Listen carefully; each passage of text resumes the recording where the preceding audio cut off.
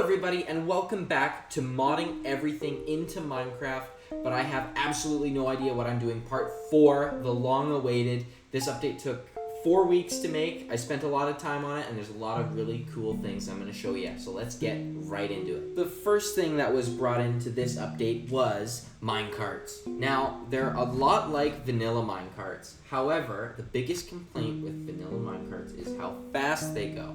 And unfortunately, Minecraft is coded in a way where they lock the minecart speed, so it's really difficult to get it and then make it so they go faster. So my solution to that was making them accelerate constantly. So you no longer need booster rails, and they just kind of go around and around and around so long as a player's in them. And if not, yeah, see, it'll come all the way back down, which is kind of cool and makes it so you can build a lot more crazy things without needing as many resources. And I also wanted to point out that I redid a lot of the vanilla textures that I was using. So we got a simpler looking ladder. It's a bit wider than the vanilla. We've got our furnace, which looks like a little bit like a blast furnace, but you know, since it can be made with all the stone types, I kind of wanted to incorporate every texture of stone in there. The crafting table, the barrel, and then I also brought in a metal barrel, which has a little bit more space than a normal barrel. And also in this update, I added crystals to the caves. Now these crystals are really cool because you find them super far down, but if you bring them to the surface, you can let them sit like this and they'll charge, or you can right click them to force them to charge, and then these will give off light. And the cool part is that you can chain these together. They can be up to 10 blocks away. I'm not sure if you'll be able to see it just now, but if you watch closely, they should chain together. So like this one or this one will start glowing once it detects that that one's there, which is cool because you can chain it through caves and light it up without using torches. The next change I made in this update was actually changing the name of Deepstone to Dreadstone. This was actually a suggestion that someone gave on my stream, and I liked very much, so I added it. And, you know, I thought since Dreadstone makes this beautiful checker pattern with normal stone, why not just add checker blocks? So I added a checkered block, checkered stairs, and checkered slabs. But, you know, just in case you want to get a little bit more checkered, that this isn't enough for you, you can actually combine these to make double checkered blocks, which look like this, which are still very nice. They kind of give a bathroom tile look. Speaking of new blocks, we actually have the stone wall, mid-stone wall, and dreadstone wall, respectively, joining our game because I realized I didn't put walls in, and walls are a handy building material. Have you ever found yourself mining and been in a position where you need to go down, but ladders won't cut it just because they're too inconvenient? Well, I have. So that's why I added drop boxes. These handy dandy little guys, they're crafted with midstone, sand, and ladders, and they work like sand, but also like ladders. And they're for the mid-game before you get access to grapples, because grapples are expensive. I've also taken the time to add in a spirit box, which basically performs like a normal jukebox from Minecraft. But you can make these little spirits, you can craft them all very differently. This one, you go to every biome, and you need a item from there. And this one, you need a part of every monster. And if you listen close, says this one. That'll probably change soon, but just do a little snippet of each one. This one's basically like disc 11, or I believe 13, where it's kind of that ominous. And then quest, which is the one you get from all the above ground things. It's kind of like an 8-bit song. It kind of goes hard later, but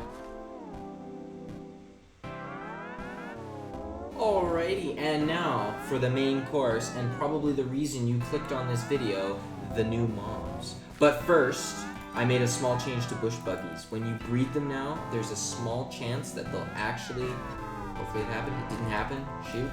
Now I'm gonna look like a liar. Maybe. If not, I'll just tell you. It's the thing. Okay, it didn't happen. But there's a small chance that it'll spawn 2, and then there's an even smaller chance that it'll spawn 3.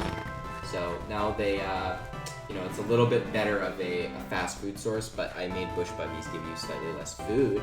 And the reason for that is because these guys, they don't actually have a name yet. They're just called like sand striders, but I'm open to comments and I will definitely take name suggestions for them. These guys, they don't like bush buggies. They don't like them at all. They're gonna get rid of all of them. But if you have 2 of these guys, and you can put buggies on a stick, oh yeah, they love it. You can feed them, and you can breed them, and then you get a little baby one. And these guys are great. So if you take out one of the fully grown ones, and they will fight back, you can get a hunk of bug and cook it, and you eat it slower than normal, but it's like equivalent to like rabbit stew. So it's like really, really good food. So there's like a little bit of a late game food source that's available now. The second mob that was added is the snail. And these guys, their texture is still pending. I've changed it a lot. I'm not sure how to feel about these guys. But if you punch them, there's a 25% chance they don't do it, but they'll go in their shell and they'll hide, and they're super like resistant to all attacks when they're in there. And they'll attack things too. They got a little bite animation, but I'm not gonna show you that. I don't want to get bit. And if you take these guys out, which I gotta wait for him to poke his head out.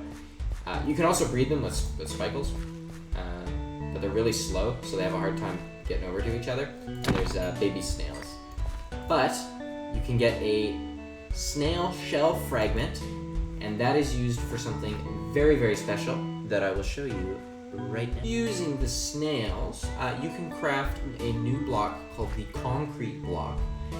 You can make a goo-soaked canvas, and you can also use these shells for these shell blocks, and they kind of fill the role of like obsidian, where they're super hard to mine. And no, there is no snail dimension, at least not yet, unless people really want a snail dimension. I can't believe I said that. Now I have to do a snail dimension. We'll see what happens.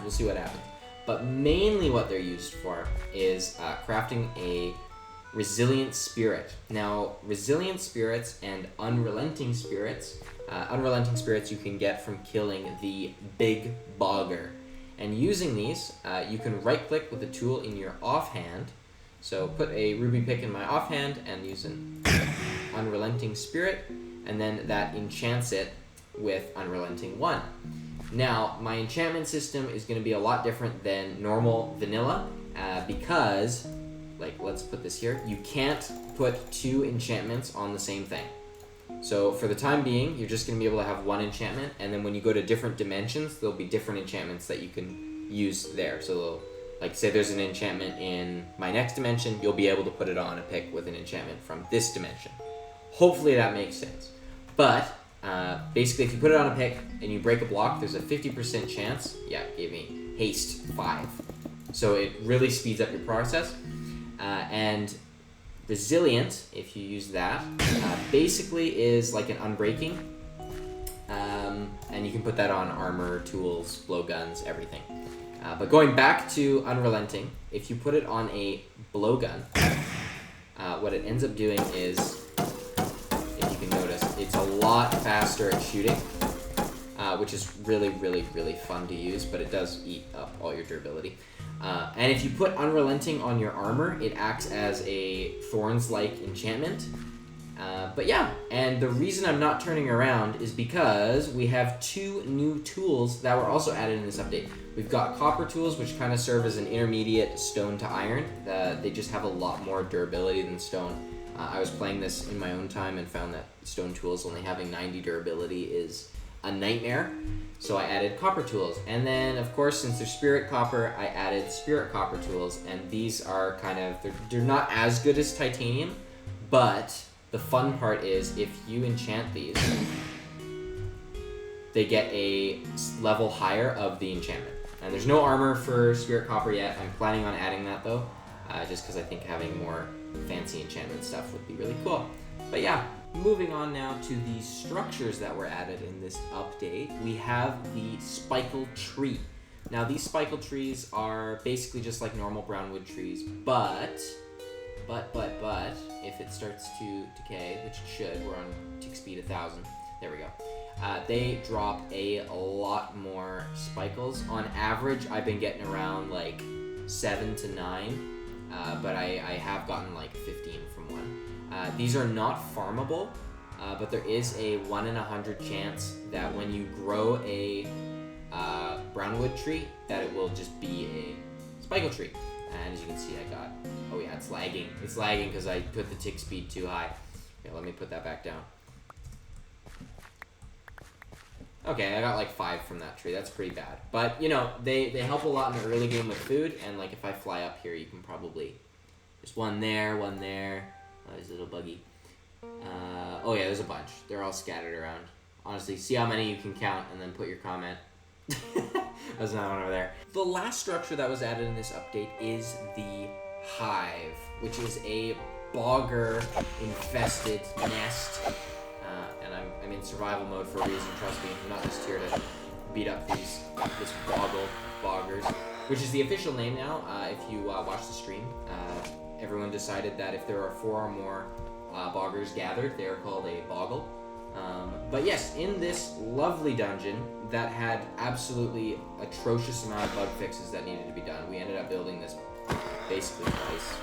It was a disaster. But anyway, I say we because my brother, Sir Willowcat, was helping me create this dungeon, which is great. And if you break these blocks, well, you're not supposed to be able to get them. There's a bug that I definitely should have seen. But there's these ones that have these bumps, and if you break it, it might spawn boggers, and it also drops a bunch of other random loot. And there's a lot of different variations of these dungeons. Some have little bits of parkour and such, but they're pretty fun. And they're definitely more early game than the other dungeons, not nearly as hard, and the loot's not quite as good. I should also mention mint tea now stacks up to 4, because I had a debate about how many mugs you could hold in one hand, and 4 was the general consensus. It also makes mint tea a lot better, especially since I'm nerfing bush buggies a little bit. As always, everybody, thank you so much for watching, but don't go yet, because the Discord is here.